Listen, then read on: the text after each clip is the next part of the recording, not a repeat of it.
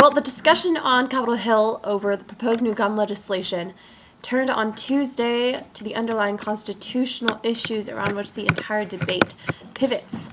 Scores of families whose loved ones were killed by gun violence, including some of the parents of the children who were killed in Newtown, Connecticut, where they had the mass school shooting in December, packed a hearing room where legal scholars and lawyers and gun right advocates and others testified before the Senate Judiciary Subcommittee on the Constitution, deciding whether or not to ban. Jay Durbin, Democrat of Illinois and the subcommittee's chairman, has said that some will say that all we should do is enforce the laws on the books. And what he means by this is he's cited various measures under consideration, and he's including universal background checks for gun sales, enhanced tools to stem the straw purchasing of guns. He's proposing an assault weapons ban and limits on the capacity of some ammunition, which is somewhat middle ground between the people who are for gun control and against gun control. He thinks that all of these proposals are common sense, that they have strong support of the American public, and all of them are clearly consistent with the Constitution of the Second Amendment, which absolutely makes sense because they're supportive of both parties of the United States and creates a middle ground. Back in 2008, lawmakers had struggled over the parts of the District of Columbia's strict gun control law because the majority opinion that found the gun rights were not unlimited. They didn't think that they were confined.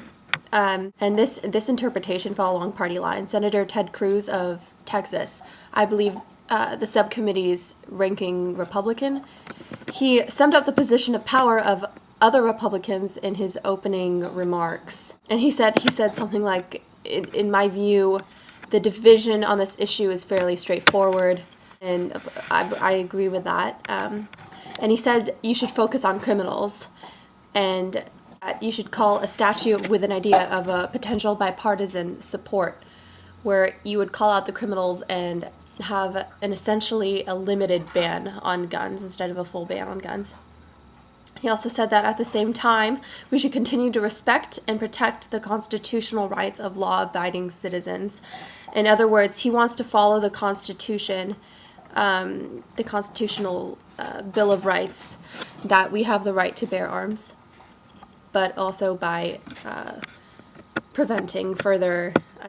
From the American people point of view, Senator Orrin J. Hatch, he's the Republican of Utah, has said that what all this fuss is about, background checks, which makes sense because if you're having background checks but if you're banning guns, of course you're not going to have any background checks, but that eliminates all the people who are interested in getting guns, and they're going to get it through other sources like the black market, and they won't have to go through a background check with a no ban on guns. They still have to go through a background check, and the government has somewhat knowledge of the people who are interested in buying guns who may not have the resources to get guns through the black market or the knowledge of how to. The enduring potential of new background checks was underscored by submitted testimony from Senator Patrick Leahy, I think. He's a Democrat of Vermont and chairman of the Judiciary Committee. Emphasized the need to close existing loopholes that allow criminals to avoid the common sense requirement that gun sales should be performed with a background check. And he's made some references to violent video games, but he was silent on assaulted weapon ban. In other words, he doesn't want the availability of being able to get around the background checks, because that has happened before, and it's definitely possible for people who desperately need guns or who want to get it through the black market, but they can't, so they just go directly to it, but they go around the background checks and get their guns anyways. There's an emotional plea from the American people. They're just saying, don't let us down.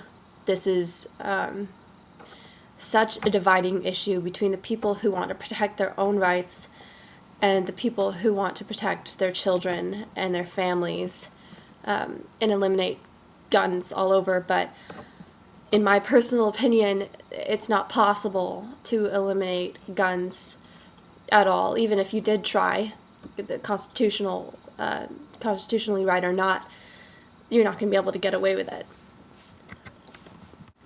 So thank you for watching.